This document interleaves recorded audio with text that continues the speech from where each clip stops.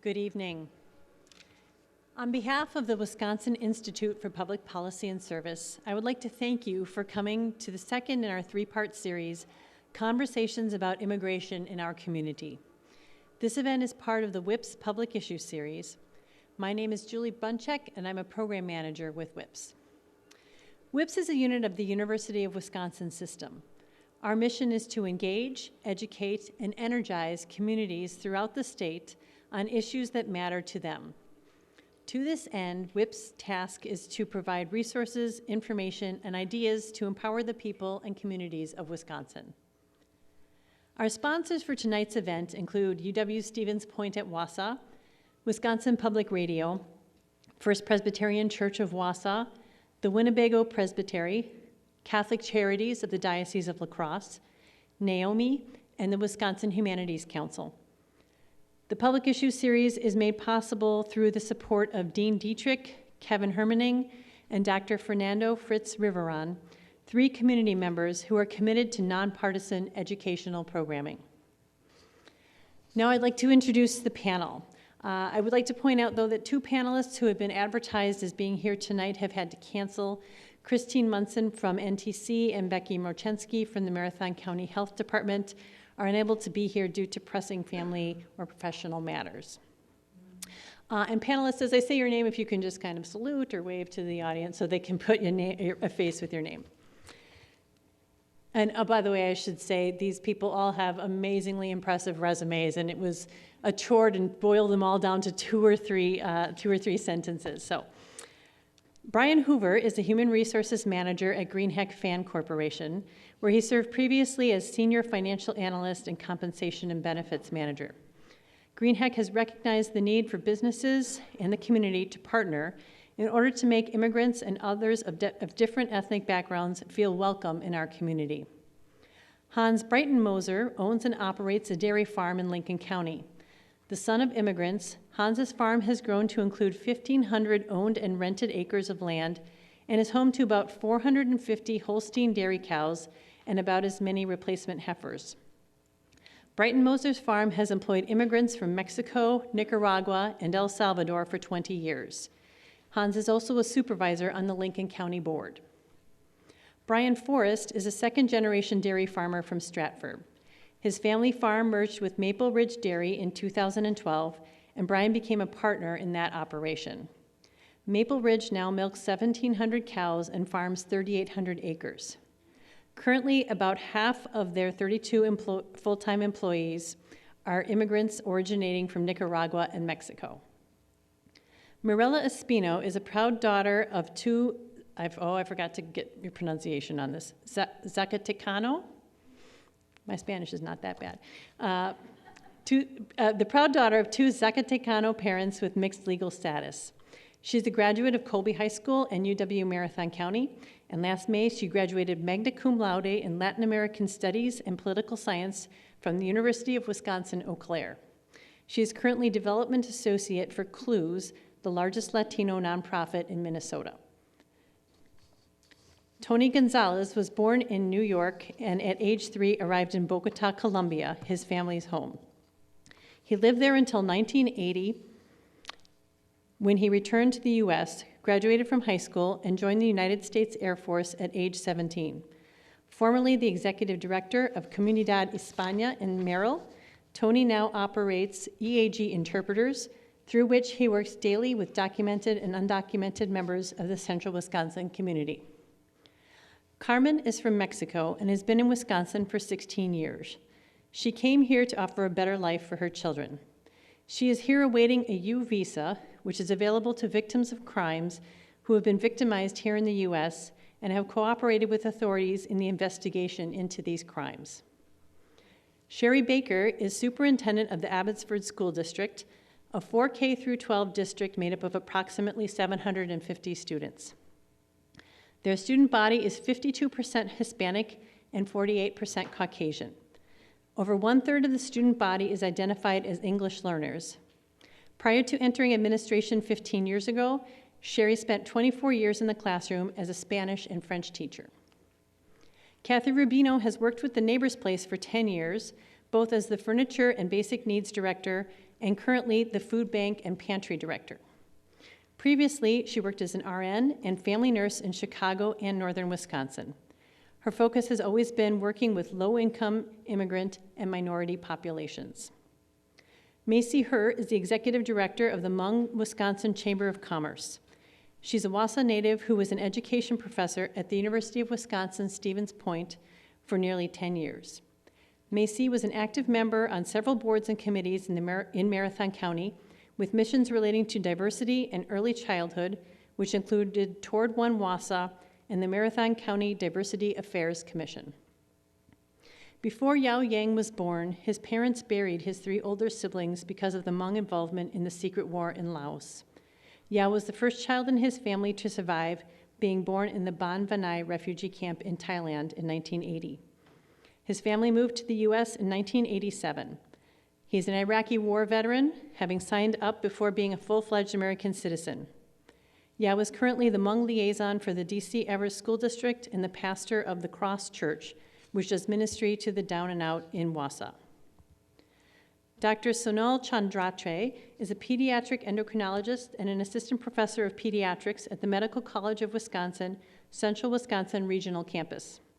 She is an immigrant physician serving the underserved population of Wisconsin by training future physicians interested in primary care and serving rural Wisconsin. She has been in the United States since 2006. Dr. Fernando Fritz Riveron is a Cuban American, having come to this country as a political refugee in 1962 during the historical period between the Bay of Pigs invasion and the Cuban Missile Crisis. He has served the Wausau community as a cardiothoracic surgeon since 1996. He is semi-retired and participates in humanitarian work in the Dominican Republic, Nepal, and Kenya. Chuck Berendes is a La Crosse native. He is an attorney at Pittman & Pittman in La Crosse and also provides legal supervision to the Immigration Services Program at Catholic Charities. Chuck has been practicing immigration law since 2007 with a focus on family-based matters, naturalization, applications for victims of domestic violence, religious workers, and more recently, asylum. Scott Parks started his career with Marathon County Sheriff's Office in 1979. He has served as the Marathon County Sheriff since 2013. As sheriff of the largest county in Wisconsin, his department conducts law enforcement services for both urban and rural environments, with those services occasionally coming into contact with undocumented individuals. I hope I got everyone now. Our moderator for this evening may not look familiar to you, but I'm sure that once he speaks, many of you will recognize him. Wisconsin Public Radio's Central Time host, Rob Ferrett, has had many roles on the Ideas Network. He joined the Tom Clark Show as a producer in 1999 and went on to produce Zorba Pastor on Your Health and The Joy Cardine Show. He's been heard on air as a fill-in host for Tom Clark, Joy Cardine, Kathleen Dunn, and others over the years, in addition, of course, to his own daily afternoon show, Central Time. Rob's education is in cultural anthropology from the University of Michigan and UW-Madison, and he points out in his biography that actually has become very useful to him in his career, and I'm sure that will be true tonight. So please welcome Rob Ferrett.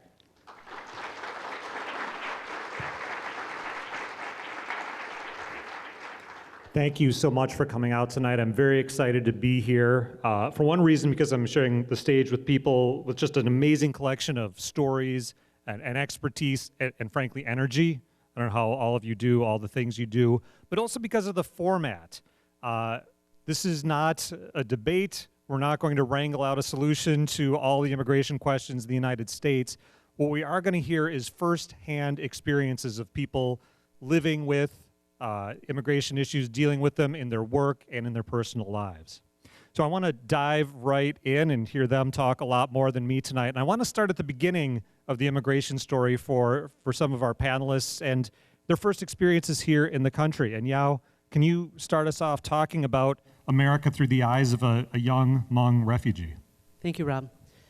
So before I was born, my parents had already buried my 3 older siblings. When my mom was running through the jungles of Laos, trying not to get killed by the Vietnamese forces, my mom was actually pregnant with me in her stomach. So my mom had this great burden to know that if she was to die, not only would she die, but her child, which was me, was also going to die. But by the grace of God, we were able to get into the Bonvinay refugee camp. That was where I was born.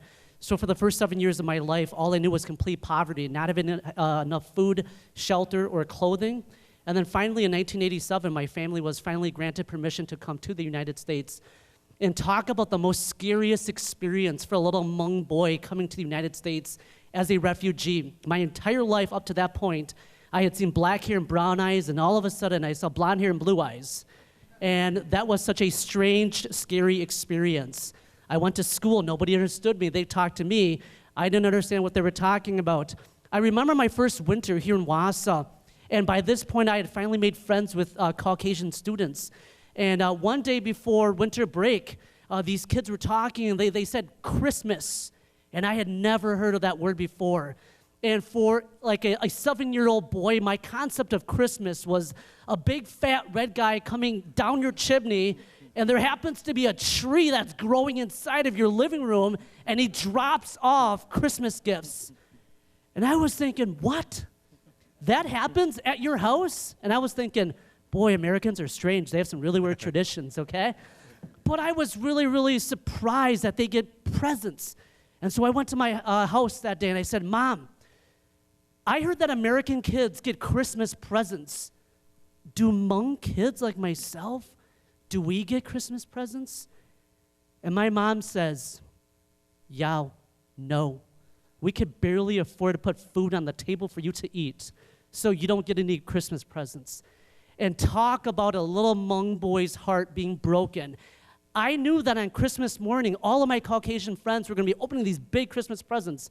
And at my house, there was diddly squat.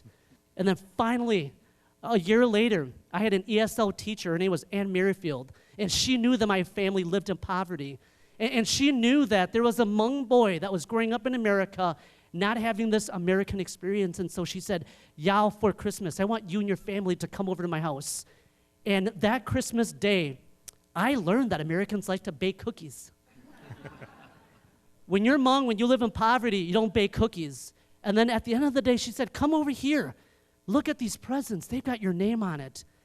And for the first time in my life, I got to open up my own Christmas present and talk about a memory that I will always remember. And so my immigration story is this. I have found out that Caucasians, when you love me regardless of my skin color. You love me whether I'm rich or I am poor. And that's the reason why today I pastor a multi-ethnic church, because I just love all people. And especially my heart really goes out to the poor people, because I myself used to be that person. Yeah, thanks. Maria, you were telling me earlier your story. We heard about your graduation, but your story starts with your parents' story. Can you share some of that with us? Sure. So my parents are from Zacatecas, Mexico, and they immigrated here over 23 years ago. They came to Wisconsin, and they had family here. So, yeah, it started with them. We were all born here, and I was able to graduate from Colby High School. My parents hadn't finished middle school, so that was a big accomplishment within our family. And then I attended UW Marathon County when it was called that, so right here. Got my associate's degree in a year, and then transferred over to UW Eau Claire, where I double majored. And graduated from UW Eau Claire, and I just, whenever I talk about like this topic or how I got where I got here, it really starts with my parents. I wouldn't be who I am if it wasn't for them. A lot of the values they instilled in us, it was get an education, it was just be a hard worker. There were a lot of beautiful values that they taught me, and I would not have been able to be a first-generation college student who also came from a working-class background. I wouldn't have been able to do all of that if it wasn't for my parents. Thank you. And Carmen, one of our newest members of the community here, and Tony, I think, is going to interpret. Mi nombre es Carmen. Yo me vine a Estados Unidos para poder tener a mis hijos, para darles una vida mejor. My name is Carmen. I came to the United States to give my children a better life. I came at age 16. Mi vida ha sido baja y alta, pero Estoy tratando de seguir adelante, esperando por una visa.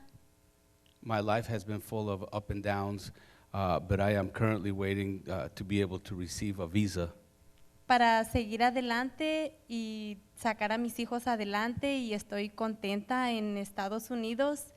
to move ahead. I'm very happy in the United States, and I want to just make a better life for my children. Y siempre seguir adelante And always moving forward.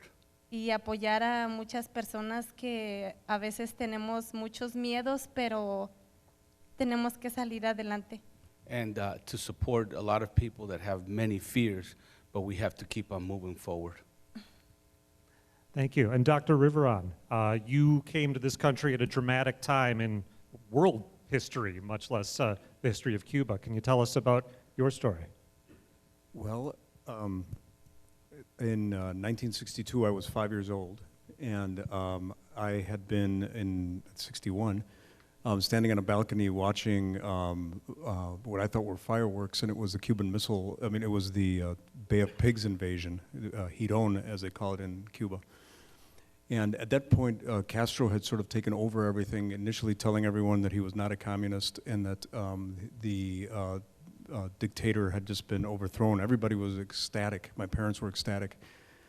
As he began to take over the levers of power, you know, I'm just a little kid. I don't know what's going on. My father was a physician, a family doctor, generalist in that day. He heard that Castro was a communist, and so he actually went out and, typical for my father, he went out and started reading about communism. He had no idea, what does this mean for us? And so of all things, I think I owe more of my future to the book Animal Farm. So he actually pulled out the book Animal Farm and read it, and I don't know if you remember, but it's that the barnyard animals take over the farm and kill the farmer.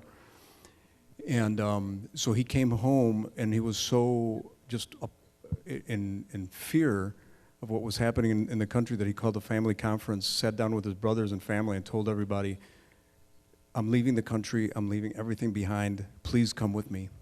This was in 1962. They thought he was crazy. My dad was a 30-some-year-old doctor with three kids. He left everything behind, left to come to this amazing country. We got here as refugees, so we were actually political refugees, and you may know that the Cubans had a privileged status to some extent. The minute you walked in the door, you were given a green card and ability to work. So we landed in Miami. The first few weeks we slept under newspapers because we didn't have blankets. They separated the box spring and the mattress.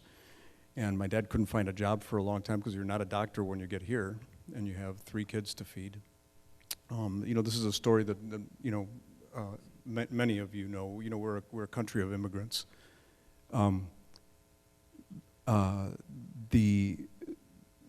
I landed in Chicago. My parents had never seen snow. They had heard rumors that people had to hang on to chains to walk down the street. When we landed there in Chicago in 1962, there were very few Hispanics, interestingly. So there was no Hispanic community whatsoever. But we established ourselves there. My father had a very vibrant practice both on the north side and south side of Chicago, where if you've ever heard somebody talk like Ricky Ricardo, he was the most prolific. He had the most amazing vocabulary in English, and he loved his patients and dedicated himself to his patients, but always, you know, blessed this country. And I must say, we used to get care packages when we first got here, which we were so thankful for, and they had Spam.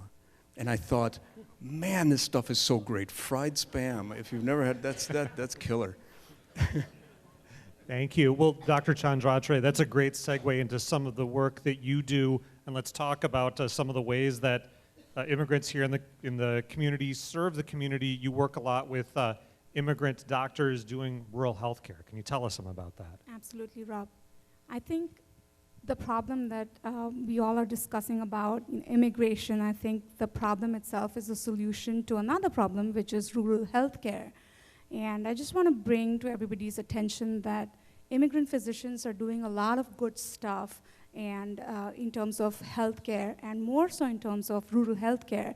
The reason being the kind of specialties that they choose to be, and the areas in America that they choose to work in. So to give you an example, immigrant physicians would probably be about 50%, 20 to 50% of family physicians, or pediatricians or internal medicine physicians. So these are all primary care physicians that you would go to. Also, there are certain specialists, for example, geriatric physicians, about 50% of them are immigrant physicians. Also, adult endocrinologists, and I'm sure everybody knows so much about diabetes and how much it's increasing in the United States. And it's interesting to note that about 50% of adult endocrinologists are immigrant physicians. So this is the kind of array of the kind of choices that immigrant physicians choose. To give you a perspective, some of the other lucrative branches are not, you wouldn't see as many immigrant physicians. About only 5 to 10% immigrant physicians would be orthopedicians or surgeons or dermatologists or ophthalmologists. So just to give you a perspective of how there's a difference between the choice of specialties that immigrant physicians take in. Also, it's interesting to note how immigrant physicians serve rural healthcare and some of the underserved population. To give you a perspective, for the Americans who live in the highest federal poverty rates, which is about 30% of the population, they are served by 1/3 of immigrant physicians. Also, population that earns about less than 15,000 per capita income, they are served by immigrant physicians, and that number is about 45%. People who have only about 10% of people who have college degree, in those areas, immigrant physicians are about 1/3 of the total number of physicians. Also, I just want to make that point that immigrant physicians are basically serving in rural population, in underserved population, in places of minorities, for example, where about 75% of the population is non-Caucasian and mostly African American and Hispanic. About 40% of that population is right now served by immigrant physicians. To give you another example, just right off Milwaukee Airport, there's a small city called as Cudahy. I'm sure many of you have heard about it. And it's a small city just like Stevens Point, a little smaller than Wausau. The population is about 28,000. And the number of physicians, the immigrant physicians practicing there is about 62%. So that's a lot of immigrant physicians who are basically serving in this underserved population. There is a myth that I hear a lot when I go talk about these things is, well, immigrants are taking up our jobs. And I always say to them, when I share these statistics with them, is that what immigrant physicians are in reality doing is complementing the US citizen physicians, where we kind of bridge the gap or plug the holes when nobody is going there, nobody's working, nobody's taking that job. That is where immigrant physicians are ready to go. And it does not come easy. We don't have any support systems. We seldom go to our countries with the fear of what if we are rejected our visa to come back.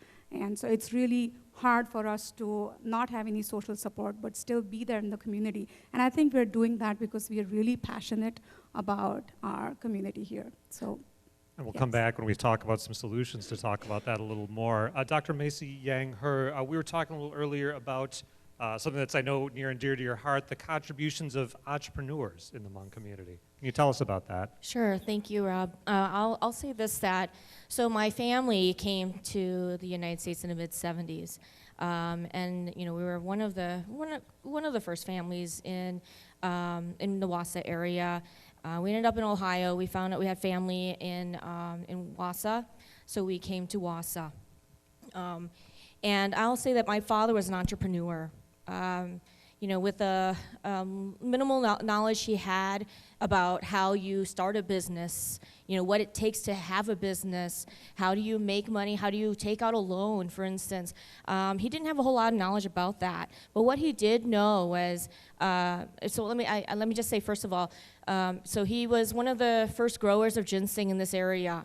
He opened one of the first Asian grocery stores, the Yang grocery store, Oriental store on the east side of town. That was ours, my parents, and before we sold it.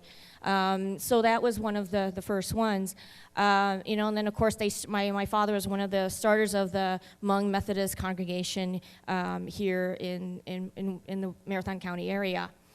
So, my father, along with others, wanted to make sure that people had the opportunity, Hmong individuals had the opportunity to take out loans for business startups and things like that. Because what they found was when they went to commercial banks, a lot of times, they were not deemed as credible. They were seen as too high of risk because they just didn't have the credibility by commercial bank standards.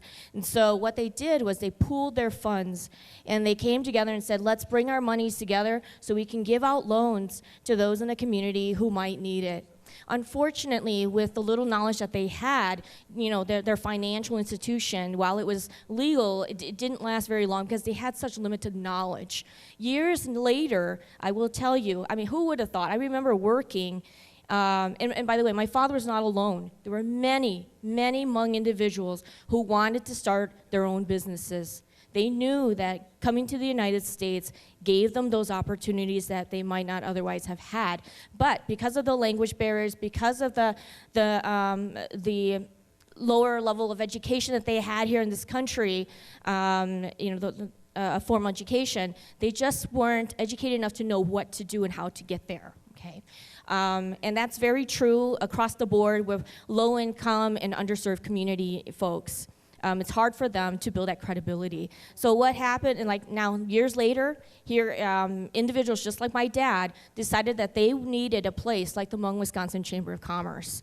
So that's why, some Hmong business owners, they decided to open up the Wisconsin Hmong Business, Chamber of Commerce to help underserved communities, in particular Hmong and Southeast Asians who wanted to have to start up their businesses and provide them the education they needed. Who would have thought years later that I would end up in this position, working, running the Hmong Wisconsin Chamber of Commerce to help individuals like my father.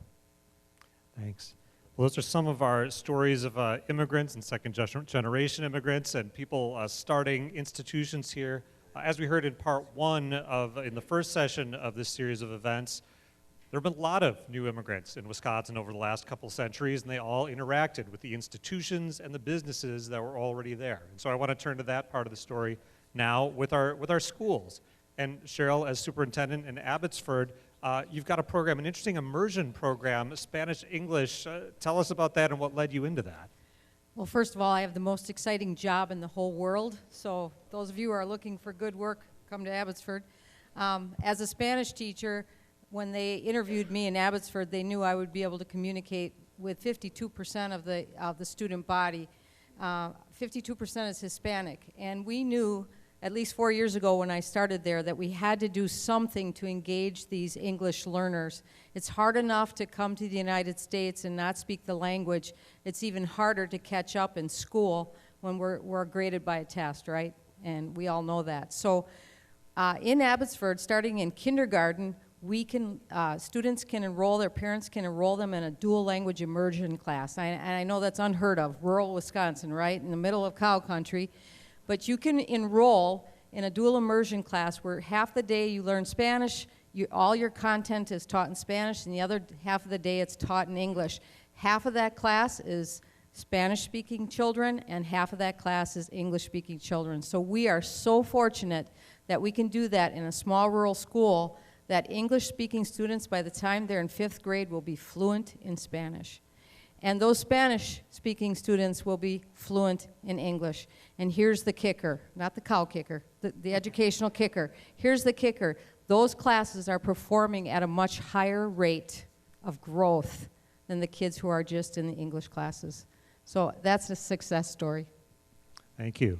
Sheriff Parks, we hear in jurisdictions around the country concerns raised that people from immigrant communities, especially if they're in mixed status families or undocumented, are concerned about coming to law enforcement with an issue. Is that something you run into in the county, and how do you deal with that?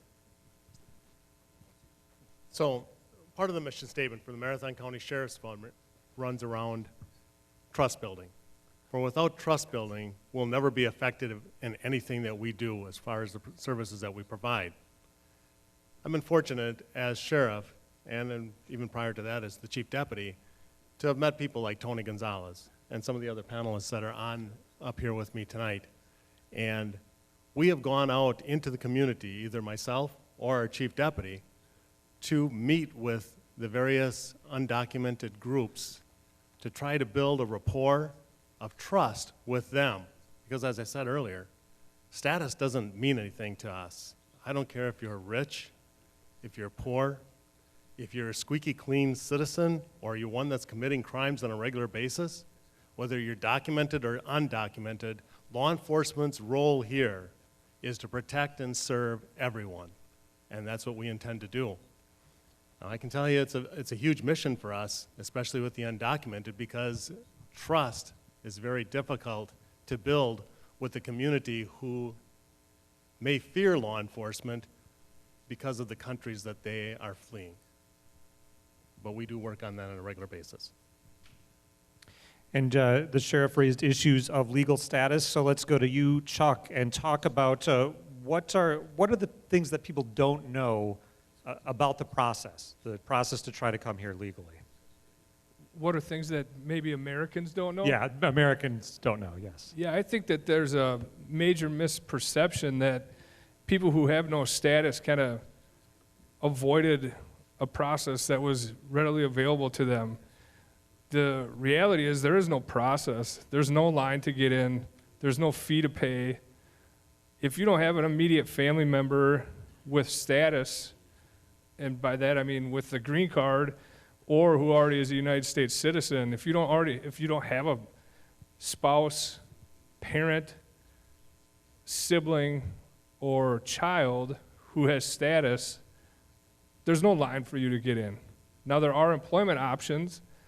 We'll hear more about that later. Most of those options are focused on high-skilled workers, and that's great, but if you don't have an advanced degree or a profession that's preferred in the system, there's no employer that can petition for you.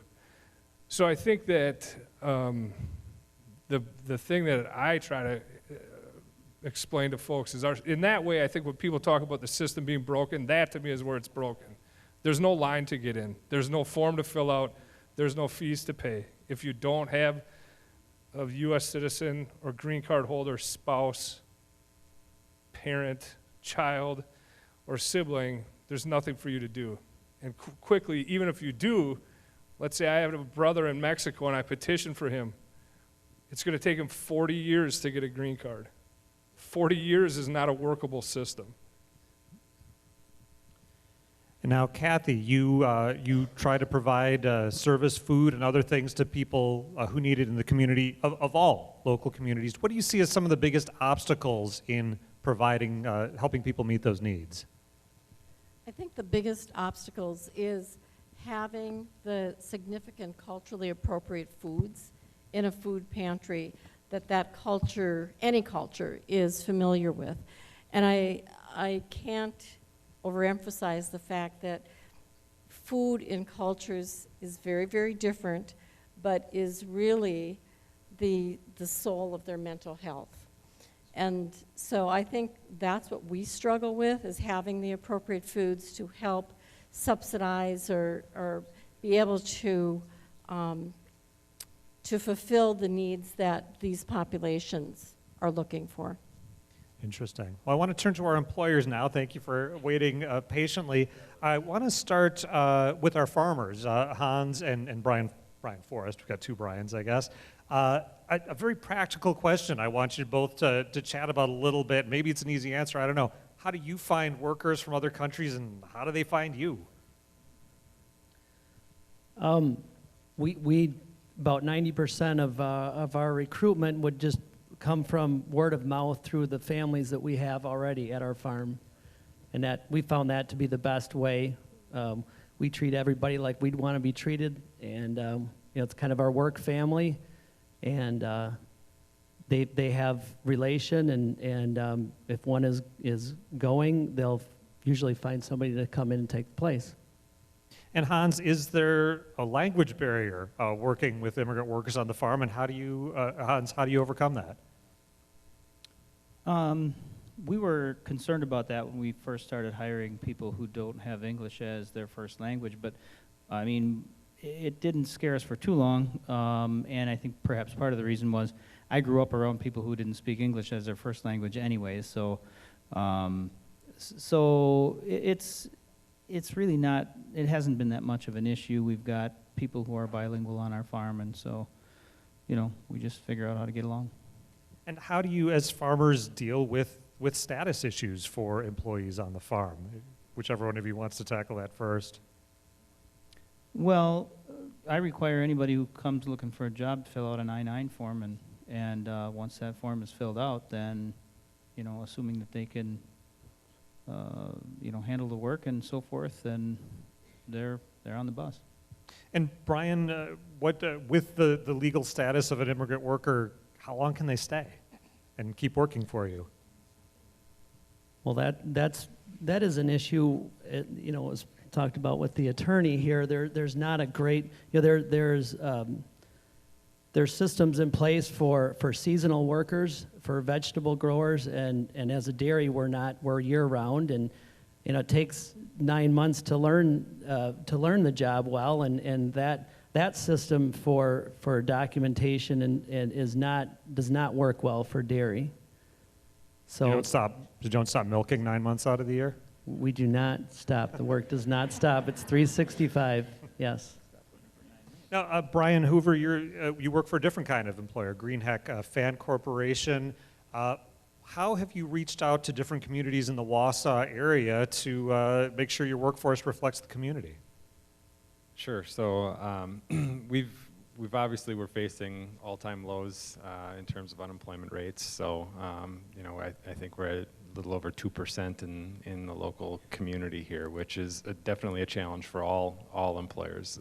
You know, especially us as a large employer in the area. If somebody wants a job and they want to be working right now, they can go out and find one. And for us, you know, when we're taking a look at our employees and our employment numbers, one of the things we looked at was the different diversity groups and the different ethnic backgrounds that we have working at Greenheck. In our opinion, smart minds, bright minds, and hard work doesn't have anything to do with your ethnic background. And we started looking at our Hmong population actually, and noticed that the population that we had in our factories and our facilities, office and everything, did not necessarily reflect the population that we had in the greater Wausau area. So we were curious as to why that was, and several of our HR managers reached out to the clan leaders in the Wausau area and started having meetings, started asking questions about why. Why are we not getting these applicants? Why are they not coming in the door? And the response we got was basically the Hmong employees that we had in our facilities at the time didn't necessarily feel like they were included, or didn't necessarily feel like they belonged. And so they weren't being touted, Greenheck was not being touted as a great place to work, and a place that the Hmong community should be moving towards. So a lot of effort went into building those relationships with those clan leaders. We started, you know, we had regular meetings with them. We started attending the Hmong New Year events and started promoting the business that way, bringing some of our current employees with so they could speak to Greenheck and the culture of the organization. And you know, we've definitely seen a significant increase in the number of applicants that are coming through from the Hmong community. I just did some onboarding this morning, and 2 of the 4 people that I onboarded were Hmong. And in the facilities that I support, I would say we're at roughly 25% of our population now is Hmong, and it's been great. Let's stay with the theme of participation and inclusion. And Maria, we've heard some about meeting the legal needs, meeting the food needs of immigrant communities. You, with your work at the group Clues, I think are working on cultural needs too. Can you talk about the importance of arts and culture to the communities you work with?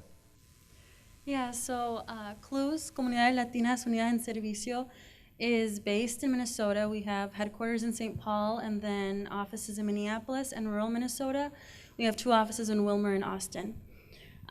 So Clues is huge. We have 4 divisions right now. There's education, economic empowerment, and health. And then as a development associate, I primarily fundraise for arts, policy, and culture.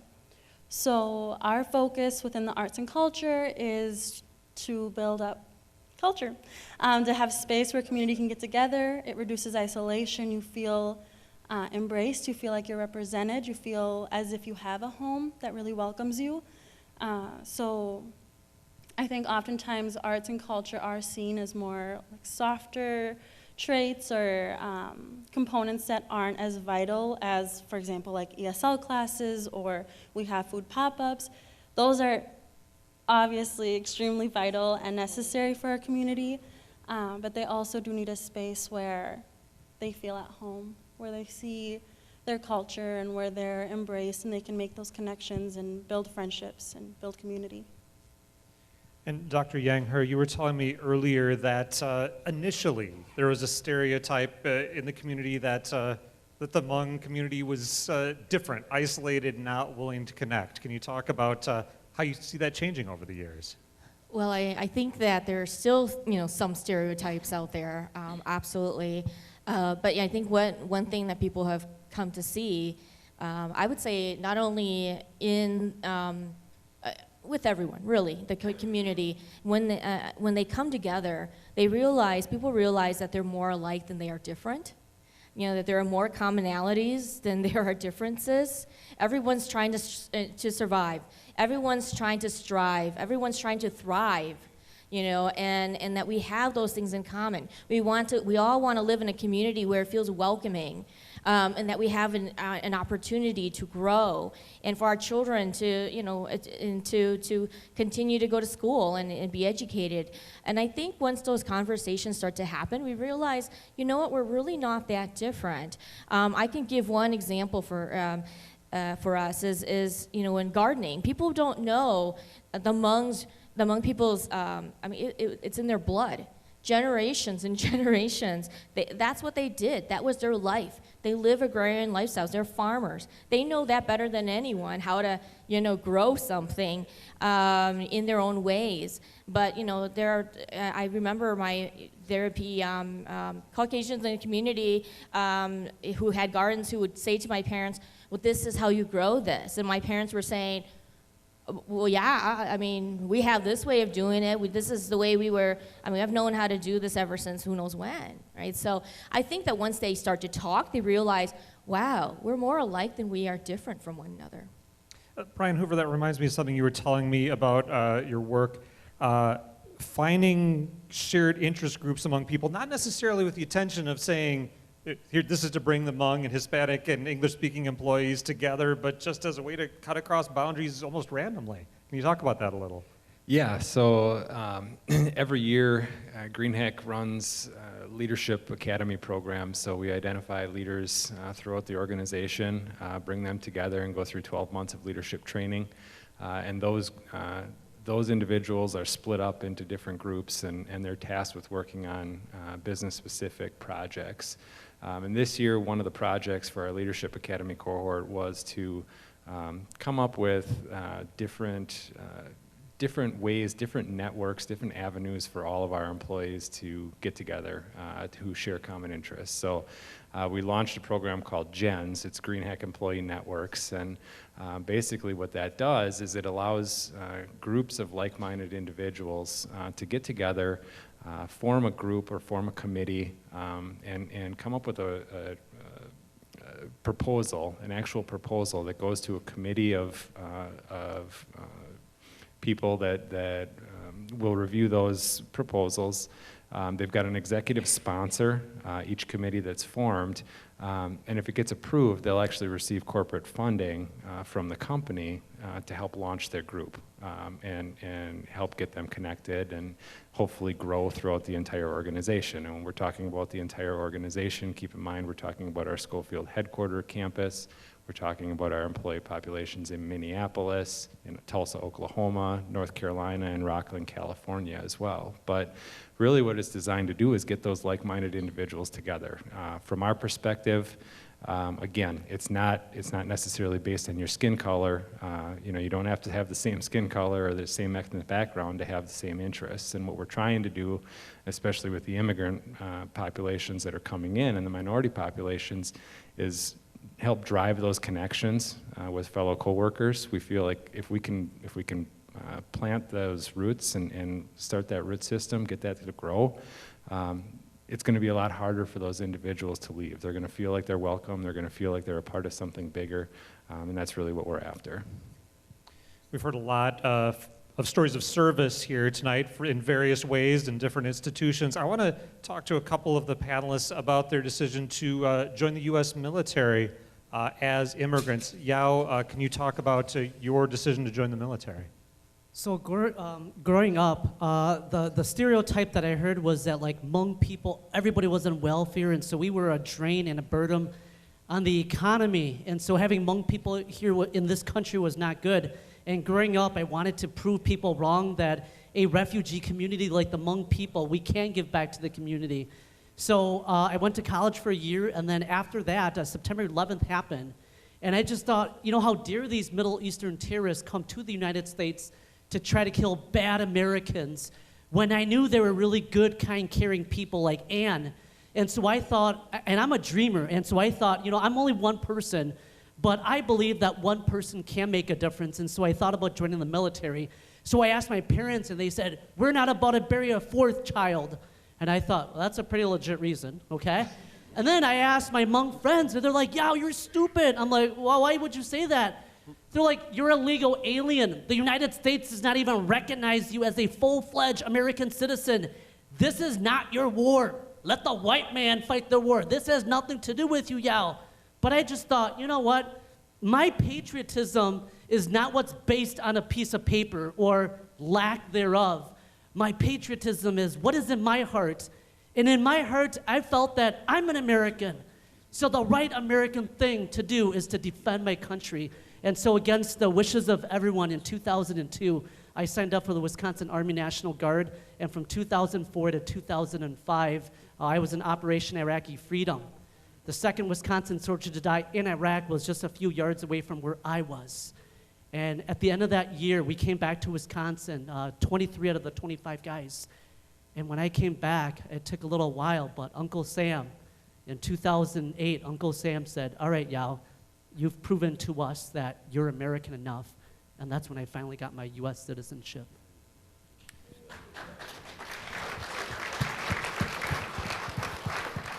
And Tony, I know you came in part as a role of the interpreter today, but if I can put you on the spot, can you talk about your experience in the military? Well, I was very lucky because I was actually born in New York. My father came here in '64. My mom came here in '65, and 9 months after getting off the airplane, I was born. My first blanket said Delta Airlines, actually. Just kidding. But no, I was very fortunate, but at a very young age, I went back to Columbia, and we did live right across the street from a Colombian Air Force base, and that really instilled in me a lot of the desire of being in the military. And when I came back to the United States back in 1980 and graduated in '83, I was very inspired by President Ronald Reagan, and I wanted to go in the military, and I joined the U.S. Air Force in 1983. I was there. Served a total of 13 years, so I was through Desert Shield and Desert Storm, and I could not be prouder. I mean, I never saw colors or anything. The only thing I saw was Air Force Blue and serving this country. I didn't see no different flags or nothing. I saw serving the red, white, and blue. Always very proud, and like Yao was saying right there, one thing that hurts me a lot now is that any person who has served next to me in the military, in the U.S. military, is not only my brother in arms, but he's an American. That hurts me with many of the DACA recipients that have served in this country in uniform, and yet to this day they're not U.S. citizens because the system is not working for them. I don't think there's any other ID card that you have to show but your military ID to show that you're an American. So yeah, for me it was a very proud, I mean, it's been the center of my life being in the military. It taught me so many things, and above it all, it's taught me that America's for all, and those that serve are all Americans, no matter what your color, anything that you do.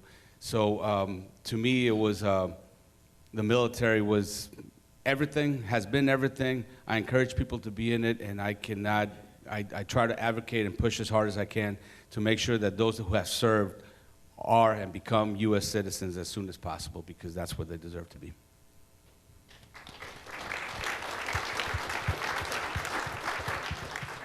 I want to take a little time to ask some panelists for a solution to whatever problem you want to solve. And that solution could be a change in federal policy, it could be a cultural change, it could be funding for this or that. And I want to start with Dr. Chandratre. You're talking about the role that immigrant physicians play in our communities, especially our rural communities, meeting underserved needs.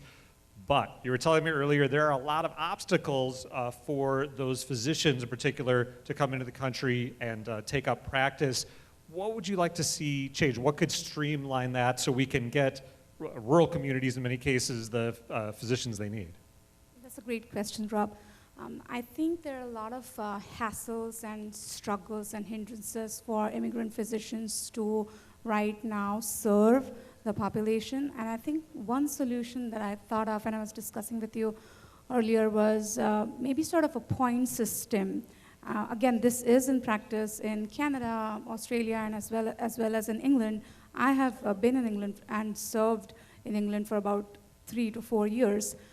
And this is what I know from talking to friends and also being in the system. So I think instead of making it so general, if every state identifies their need. So let's say, for example, Wisconsin. When I think of Wisconsin, yes, like we talked about how food is important, I think of cheese. And so anything related to dairy then becomes important, right? So dairy workers, everybody who's involved in dairy industry then is important. So I feel like if Wisconsin can then say, okay, this is our need, this is where our deficit is, and we would like more people with such and such skills to be part of our community. Now I want to make a note here that maybe a dairy farmer is more needed in Wisconsin but might not be needed in California.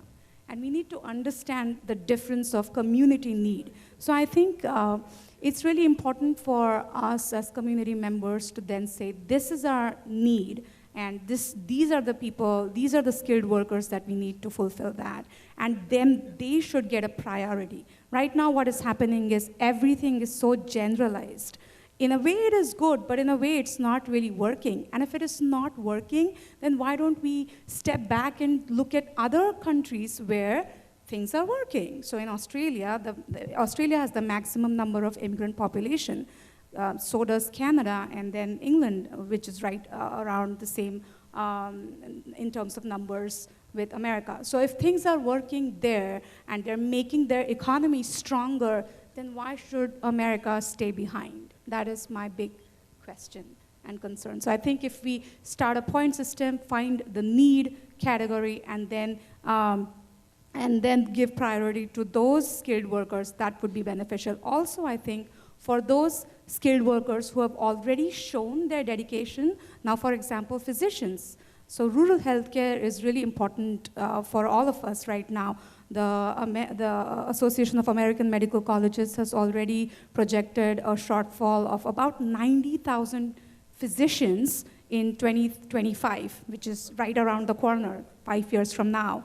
And compounding that is the fact that there would be many existing practicing physicians who would be retiring, right? So it's going to worsen the problem. So my point is, if there are existing physicians immigrant physicians who are already in the society, already serving this population. Why aren't they given any incentive of being here? Why are they not kind of given a priority to become green card holders and then subsequently US citizens? So just to circle back to what Chuck had mentioned, that if he had to sponsor his brother in Mexico, it would take him 40 years. Well, if your brother was in India, it would take 140 years.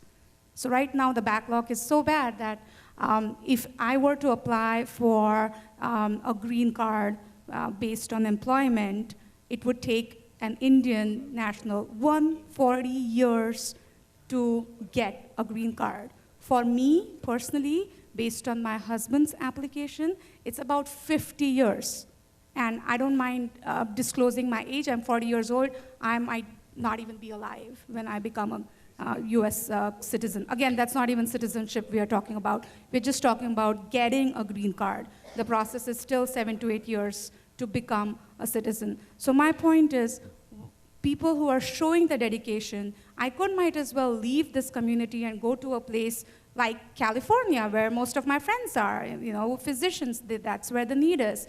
I would get diversity. I would get, my kids would not, face as many ethnic and racial related comments as much as they would do in a place where my daughter is the only one, or other than her, 1 or 2 kids who go to her school. So if I'm showing with my family the dedication to stay here, to serve the population, to do good, because I really like this community, why is this not really looked at as a merit?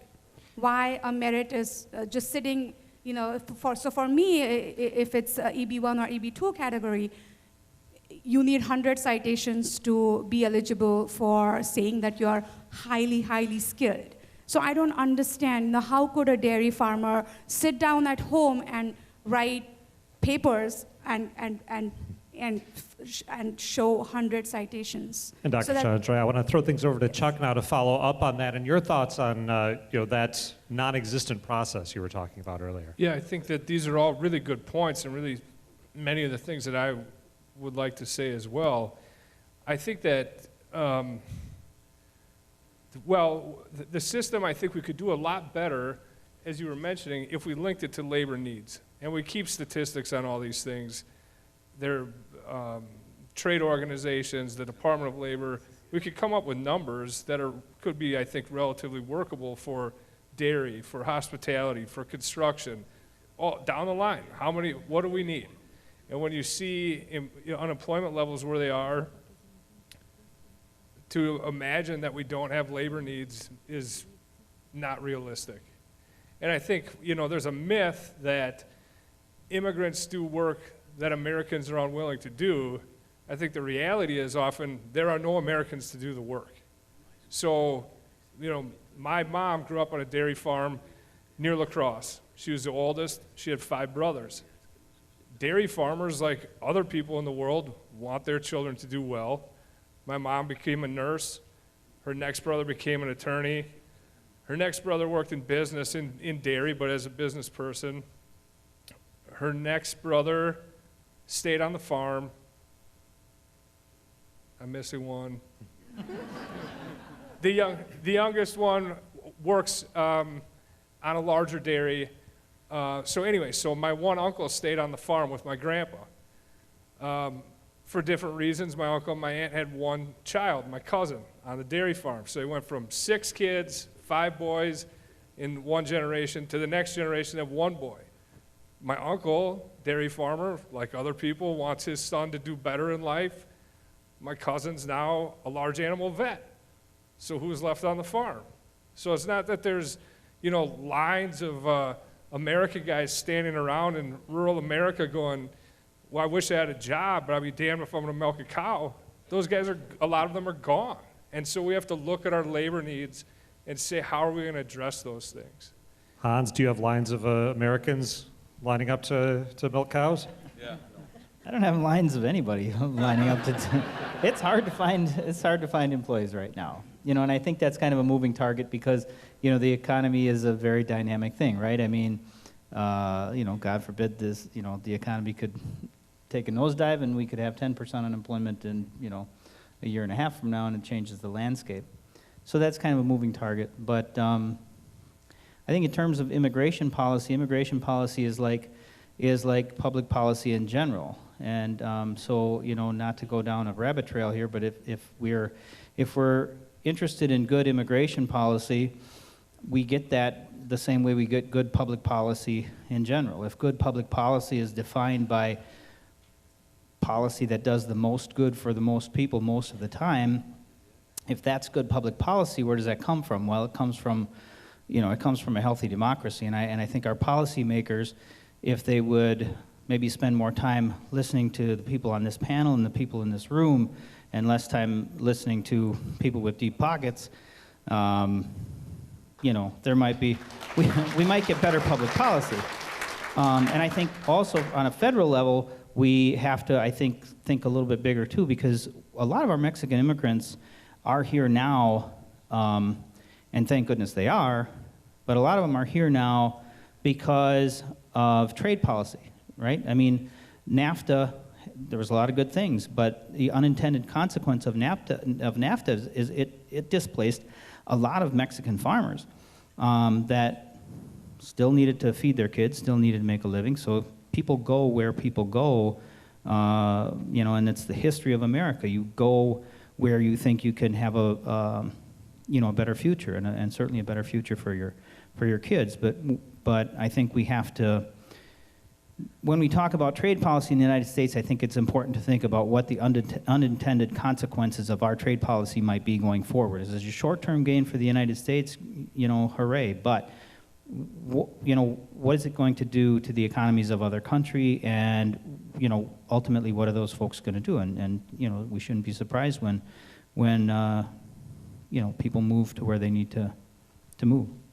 Hans said something, Dr. Rivera, on that makes me think about, if I can get meta here for a minute, makes me think about this event itself, and you are one of the people who helped make this happen.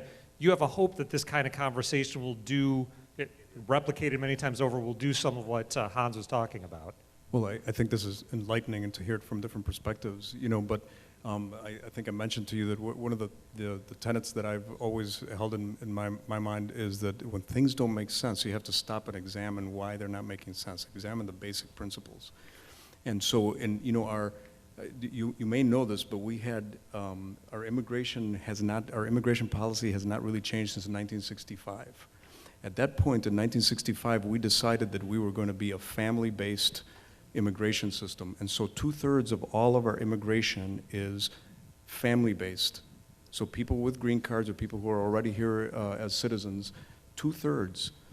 So of 44 million immigrants that we have in this country, people that were born in other countries, and we have the most immigrants of any country in the world. We're the most generous country on the planet. We have more immigrants than the next 5 countries, 4 more than Germany, 4 times more than Germany.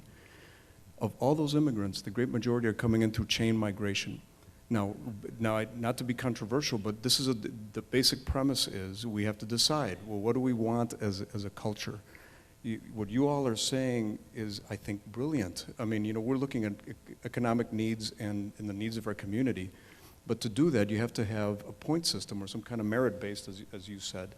But we have decided policy-wise that that's not our policy. The policy at the basic immigration level, which is incoherent, by the way, the immigration policy in this country is incoherent. And we all know that. But the basic policy is a family-based immigration system.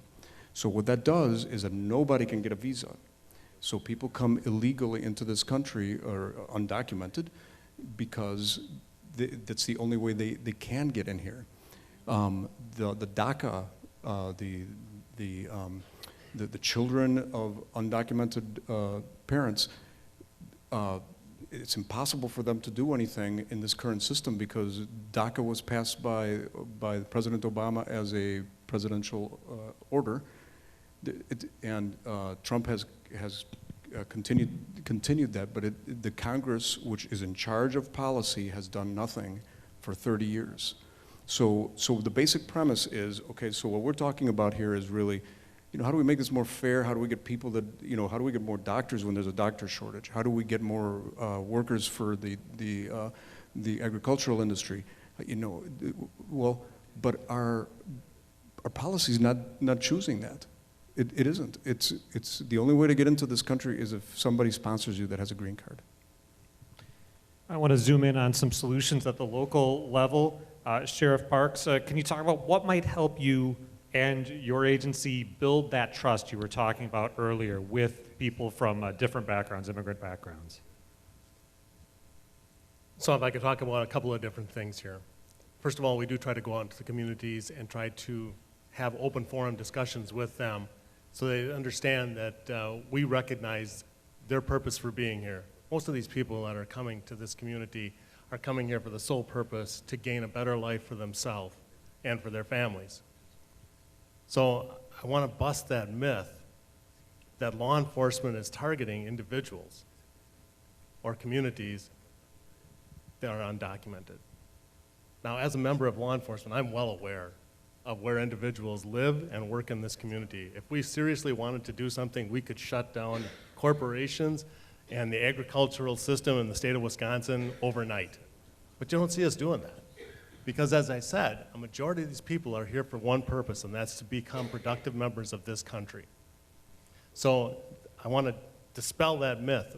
We've had individuals who have been afraid to contact us who are being extorted by other community members with the threat that if they don't work or pay for their presence here, that they'll report it to law enforcement. We had to work very diligently to get those persons to trust us as victims so that we could work felony crimes against those that were trying to extort them. So that's one.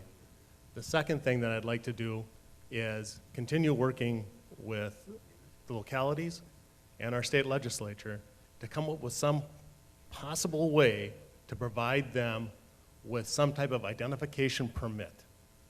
And the whole purpose for that is because I know that in Wausau, we have a bus system. You can get around this community very easily.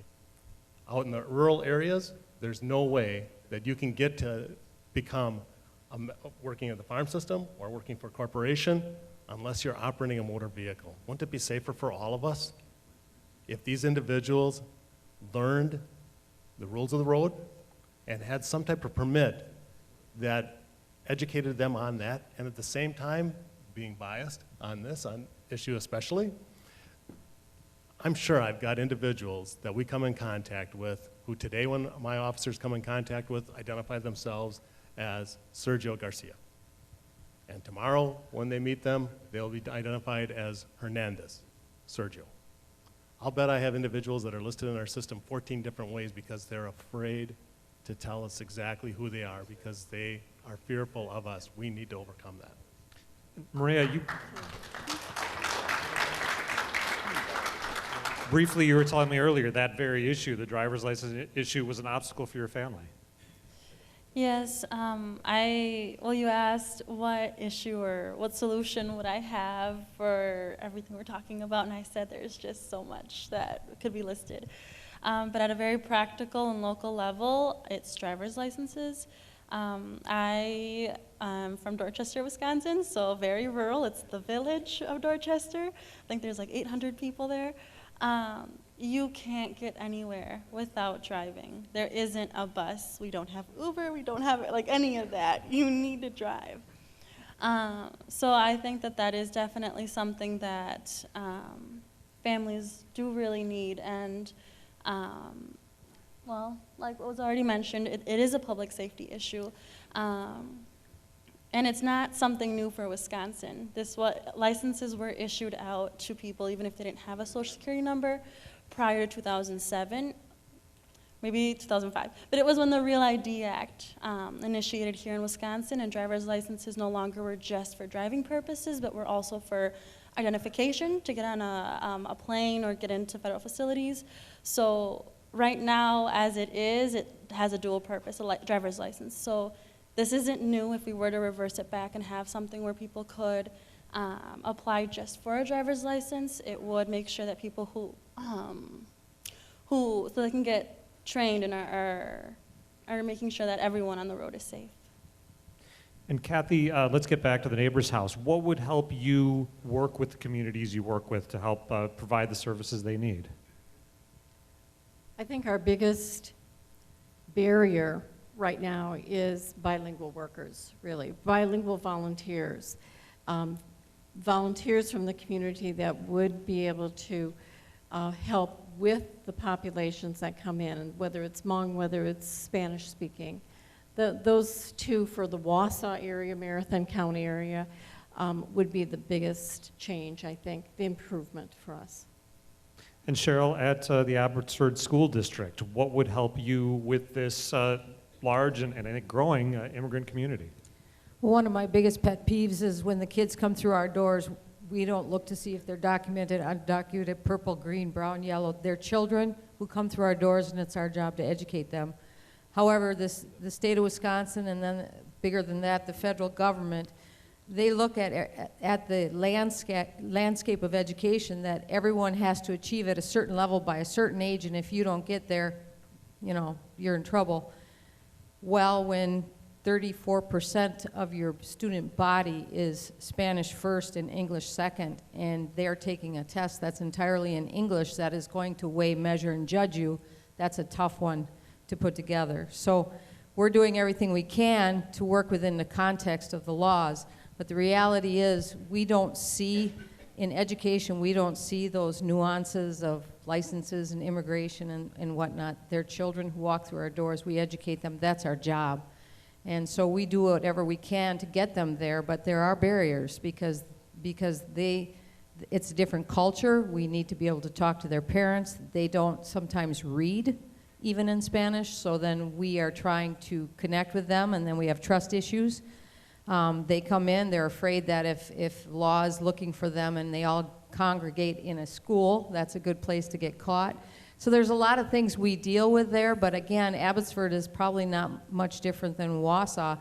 The police force that's there is working with people, and we're really trying to do what's best for them because, you know, they're the hardest workers we have.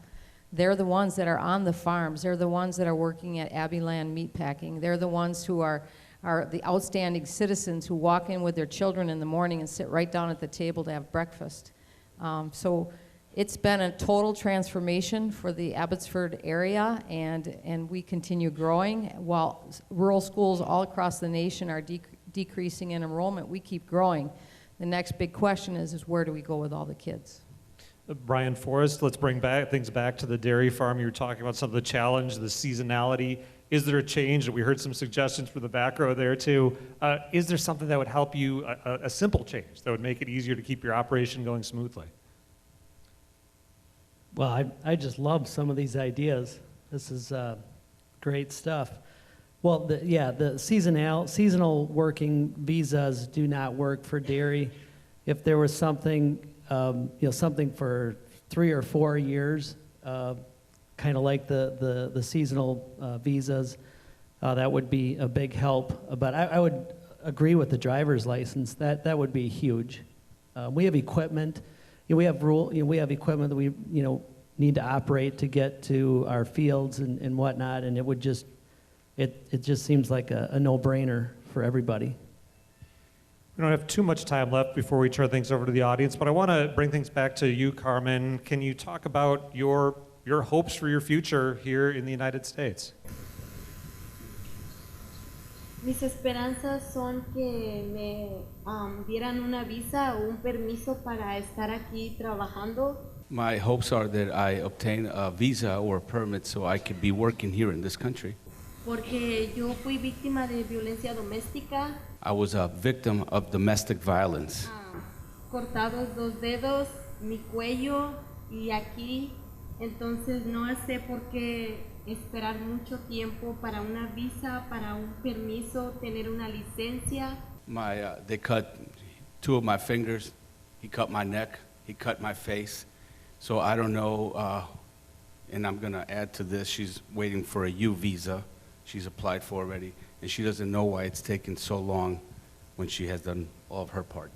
Para no pararte, para no espantarte en las mañanas cuando vas a trabajar, que no tienes una licencia para ir a trabajar. So you're not scared in the morning when you get up to go to work because you don't have a license to go on and to work. Y pues seguir apoyando para que nos puedan dar una licencia o una visa para poder estar en este país and continue the support so we can get a license or something so we can continue in this country. That's all that I would like to share. A lot of stories, a lot of ideas, and a lot of hopes, big and small, and all to be continued. Before we go on to the question and answer, let's have a big hand for all of our panelists, please.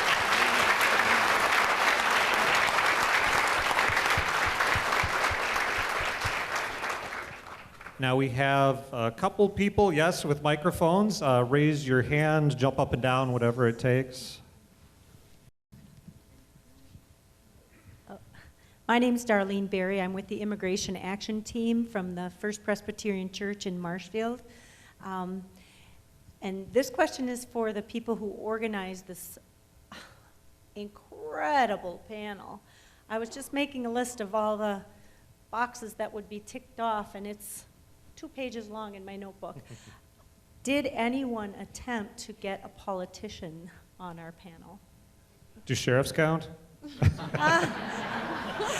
Let's see, that's actually going to be a question for offstage there. Who wants to tackle that? Eric Giordano, I think in the bright lights I see Sorry, there. we purposely decided not to have politicians. No offense, Scott. I'm thinking of you as a professional. Yes, I know you're elected, but partly because we wanted this to be about what community members felt about their communities, not necessarily what the representatives felt. Now, should we have a conversation with politicians? Absolutely. Come March 30th to NTC, we'll invite politicians and we'll have a community conversation, and hopefully they'll be there. See a question over here.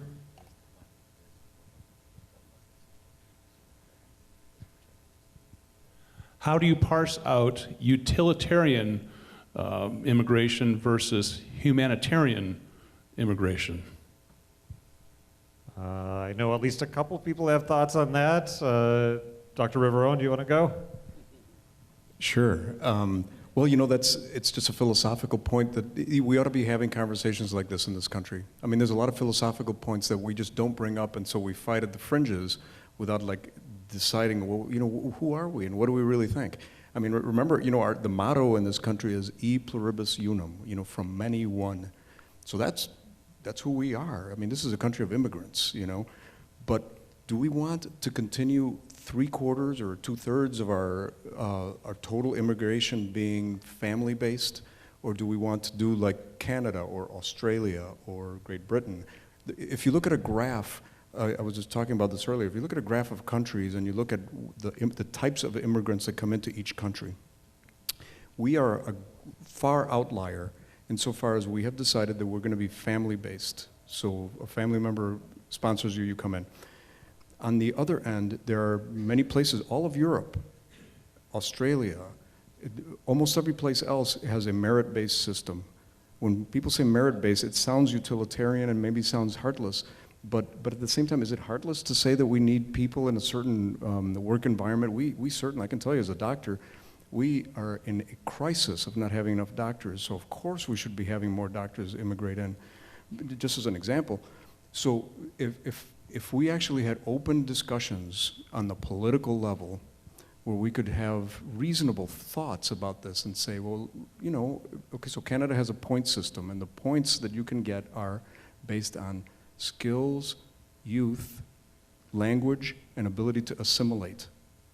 Now think about that. If we say that in the United States of America, there'd be an outcry from people going, oh my gosh, you know, you're being heartless. Well, but it's utilitarian. And we're falling behind. There's all kinds of articles, if you look in our media, are all kinds of articles about how we're falling behind in having a brain drain. We're not keeping the people that we train here in our wonderful universities. They leave because they don't get a visa. And we're not competing with places like Canada for skilled workers in the industries where, you know, you really need high education. So it's a philosophical point that we should be talking about. Tony, you had a thought? Yeah, real quick. And our system of immigration does not have to be just one-dimensional, either economy or families. You know, it could be a combination of both, and that's very easily attainable.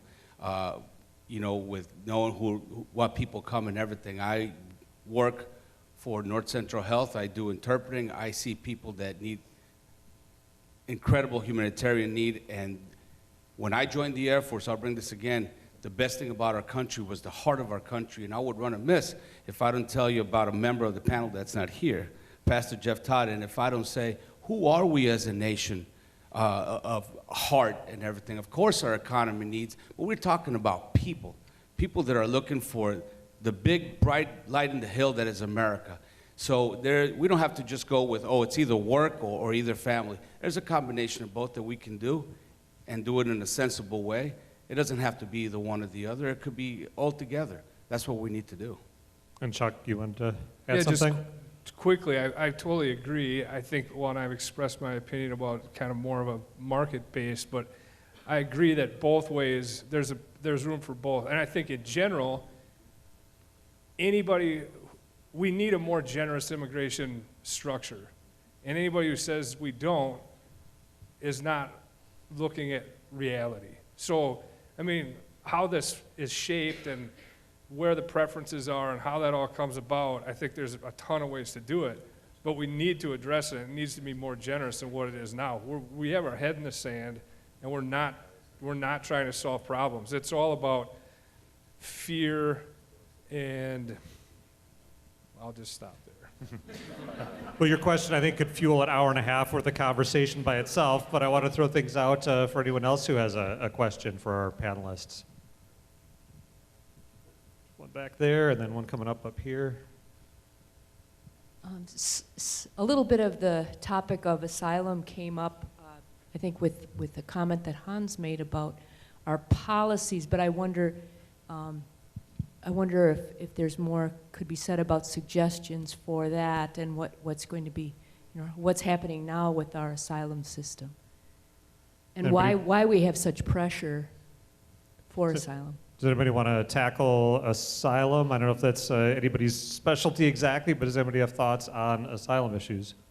I'm sorry, I'm not trying to monopolize this, but I think asylum is a very complicated, precise legal process, and that's probably for good reason. I think what we need to remember is we have a long, I'm going to use the word again, kind of generous humanitarian legal precedent in this country and other countries, but particularly in America, to, well, shelter people who need shelter. And we're, in large part, intentionally turning our back on that at this time. And I'm not ignoring the logistical problems that come with volume, more applicants. But again, if we believe that America is the greatest country in the world, and I would defend that point, then I think Americans can handle big problems like this. We wouldn't say to ourselves, what are we going to do with these cities that are destroyed in a hurricane? How are we ever going to figure that? We can't figure that out. We would figure it out, and we would solve the problem. With this crisis or this invasion, these are simple people, mothers with toddlers on their hips. We can figure it out, and we don't need to turn our back on it. I just want to add that that's where the humanitarian aspect should come into play, versus where we can have it more organized and have it like this amount would be family-based, like we were mentioning about the chain system. But I also think that economy, this is about progression, and we have to talk and think about that as well, where we have a combination of both. When that happens, that is when we don't feel burdened by asylum seekers or refugees, because at that time we already know that we have addressed our economic needs, and yes, we do have some amount of leeway to then put our humanitarian side. I also want to bring to attention is when we talk about humanitarian aspect, have we ever thought about the humanitarian aspect of the ones who are on work visas? Because when we give them visas, we are not giving only certain limited amount of visas. We are giving them millions, we are giving millions of people temporary work visas, and we are calling them here, and they're working for whatever 7-8 years. They have families, they have houses, they have children who are second-generation citizens, but then we are saying only 7% of you will be allowed to even consider staying back in this country. So what happens to all of the others? So I guess when we talk about humanitarian aspect, that has to be more generalized versus just thinking about our policy as in terms of policy as to choose which versus what. Another question up here. Can I add to that? Oh, I'm sorry, yes. I just also would like to add that particularly in Central America, the U.S. has had a history of intervention. So although we're very focused here on the local level, there is national policy or federal, and then there is international, and that is affecting the lives of people at the local level in Central America, which is causing them to migrate here in large numbers. And a decision like that is not easy to make. Most people don't choose to leave their home, leave their family behind. It's not something they just decide the next day. It is a decision that they have to really think about. And then not only once you've made the decision, now you have to actually cross countries to get to where you want to go.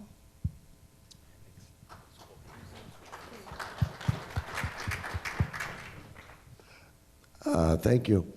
I heard mention of the NAFTA treaty, and what I'd like to say is that when American politicians talk about these trade treaties with other countries, it's primarily vignettes of some type that they speak. They really have no understanding here. I want to explain what the current level of theory is by the American economists on this subject. And that is that when the United States government has these treaties with so-called poor countries, the workers in those poor countries are enormously benefited by these trade treaties. But by the opposite effect is that American workers in those same industries are enormously hurt. And if anybody here doubts what I'm saying, this has been known in the economics profession since World War II, when Professor Stopler from MIT and his colleague, I'm trying to remember what his name was, Stolper, they wrote a paper on what's called the Samuelson-Stolper theory of international trade. And it explains how this happens, that American workers are enormously injured by these treaties with poorer countries. A lot of work has been done on this by the economics profession in the intervening years. And these theories are so accurate now that you can go to a place like China and isolate a particular industry, and you can predict exactly where in the United States you're going to create a ghost town. And I'm talking Detroit and several smaller cities in the South. Usually they happen just by coincidence to be in Republican areas. Is there a question you'd want to shoot to our panelists? Well, I'd just like to mention that all these displaced workers are the principal base of support that President Donald Trump relies upon. Does anybody want to tackle that? Okay. Any other questions before we wrap up? Oh, a bunch. I will, yes. But I don't have a direct answer, but I would love you to come for our third part of our series, and we should tackle that question with some numbers and everything. I'd appreciate it. Back there. Hi.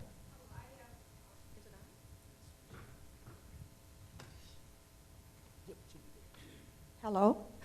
Yes, I have just a few comments. I would have to say that this is my #1 priority in our country.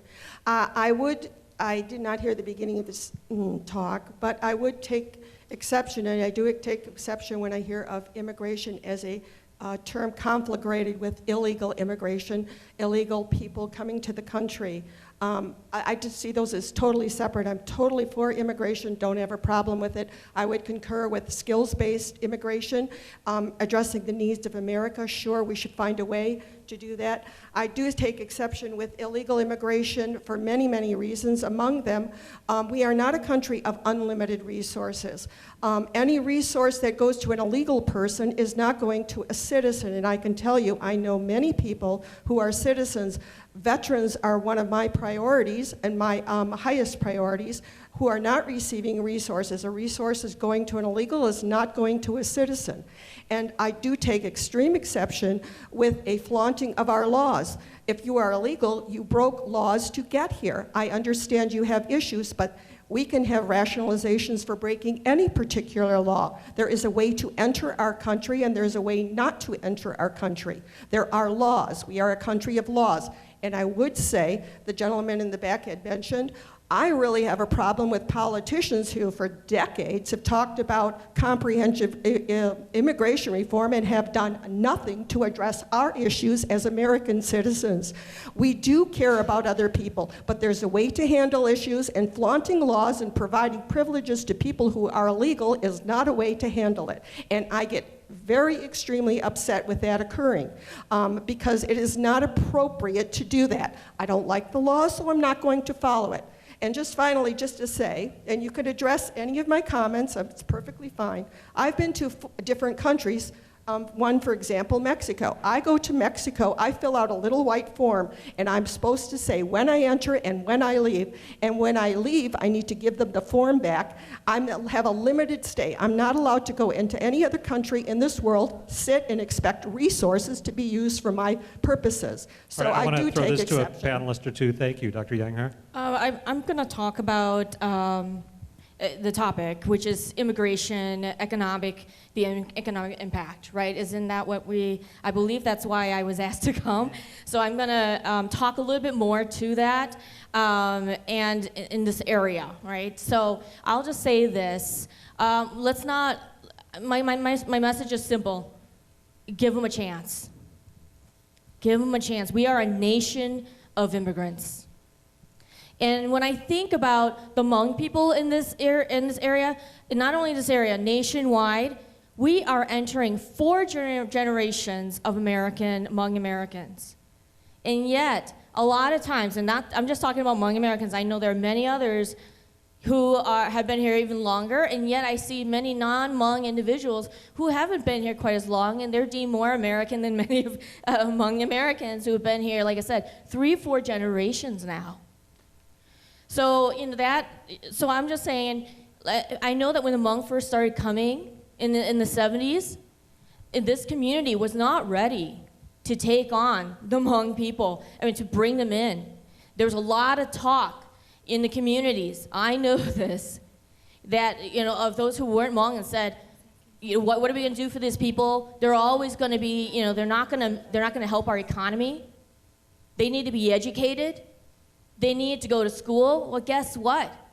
Hmong children are going to school. In fact, they're going at a higher rate, faster rate than many immigrant groups that have come. And now that they're highly educated, they come back to the community and they end up in jobs. Let's open up opportunities for them beyond just, working under somebody, but working with them, alongside them in management positions. That's where we are. So, because research tells us, studies have shown that organizations, businesses that are the most successful have people of diverse backgrounds from leadership positions from various backgrounds. Those are the most successful ones. So I want us to start, also moving in that direction, and as a result, the economy grows. And Chuck, some of the issues she brought up, I think. Yeah, just quickly. I don't think anybody on the panel, and certainly speaking for myself, is advocating chaos or a disregard for the law. I think, in my perspective, this law is flawed in so many ways that it's hardly workable. And the other thing I would challenge you on is I believe wholeheartedly that the myth of undocumented immigrants taking means-tested benefits from citizens is a myth. I'll wrap this up quickly because I don't want it to get out of hand on this point. But if there is any question, I just ask you to go to the county, to the Aging and Disability Resource Center, and inquire about eligibility for food share benefits, for housing benefits, for any other sorts of benefits. And what will be required of you is either that you're a United States citizen or that you've had a green card for more than 5 years. If you don't have those things, you're not eligible for benefits, and I think that's an absolute myth. I just wanted to add that I really, really appreciate your passion and concern, and I think that is exactly the reason why we need to reform our immigration law, because as we've already mentioned, it's 1965 we are talking about. We never went back to that. For example, Canada keeps revising its immigration policies based on their current situation, based on their needs, and that's why they are showing progress. So I completely understand your passion and concern as a United States citizen, but I think if we have our policies more ironed out, more streamlined, and if we show the people outside of United States that these are the ways you can come to United States, do this, this, this, and you can come here legally, people will do that. Right now, the policies are so vivid, they're not at all streamlined, that people think that instead of getting through and getting stuck, I might as well go in as an illegal immigrant, and maybe that is my chance to get absorbed in. I also wanted to bring this to attention that most of the immigration that was illegal happened several years ago, and we still have some trickle down, but it's not as humongous as what it was. So yes, whatever the policies we're doing and steps we're taking, yes, it's working, but we can do better than this.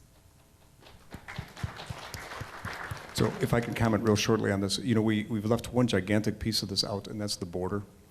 And the word on the street, and I'm telling you this as a Cuban who knows Cubans who have very recently come through Central America to Mexico, to across the border to come in undocumented.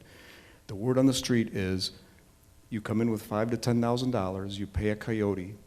The drug cartels are involved in human trafficking across the border. Women get raped, everything gets stolen from them, but these people care enough to try to get to the United States, and they know that if somebody gives them money, so relatives or friends, or they sell everything and they get $5,000 to $10,000, they give it to a mule, or to a coyote, who is a person who brings them through the border. And when you see people rafting across the Rio Grande, it's somebody's raft that they paid to be on. And then there is, believe it or not, there's incredible border security at the southern border, but it's on the Mexican side. The drug cartels control the border. So they actually charge $3,000 per head, women, children, and men, to be allowed to be trafficked across the border. Many of them get caught and sent back, and back and forth. They'll give you a refund of sorts. But there's human trafficking going across the border. So the word on the street is, you can do it for $5,000 or $10,000, and if you pick up a child and say that it's your child, you are in. Remember, it was catch and release. So you can until just recently, you can get to the border, it's not your kid. Of all the people coming across our border, hundreds of thousands are children or youth under 21 who are coming alone. What do you do with these people? So it's what's happening. We can argue on one side or the other who should be here and who shouldn't be here, but it's a function of our dysfunctional policy that we're incentivizing people to do this because they have no other way to get here. So it's our politicians, it's our Congress that needs to fix this. It's not the president, it's not any president, Republican or Democrat. It's the DACA issue should have been fixed. It's our Congress that we need to either throw all the bums out or we need to press them to do something. And real quick too, it's a twofold problem, because usually we try to attack the immigrant or the illegal immigrant and everything. But what we also have is huge time employers hiring those people and put them in under slave work. And these people also come up with a document that it's very legal to get here, and you don't have to be a citizen. It's called the ITIN, Individualized Tax Identification Number, which looks just like a Social Security. 3 numbers, 2 numbers, 4 numbers. And from that, they draw money from that illegal, want to put it that way, and it goes into the Social Security ARCs, and it's money that they'll never, never, never, never see. So it's twofold. It goes both ways, but it's a great conversation that we should have, and that's because too many people were listening either to Fox News or listening to CNBC and not getting a bit of the reality of life. This is the reality with numbers that back it up. So again, I invite everybody to the next round of conversations. And that will wrap up this round of conversation. A lot of open questions still on the table. Thank you all so much for coming tonight, and thanks to the organizers of this great event. And I also want to say thank you to Rob for his excellent job. Thank you.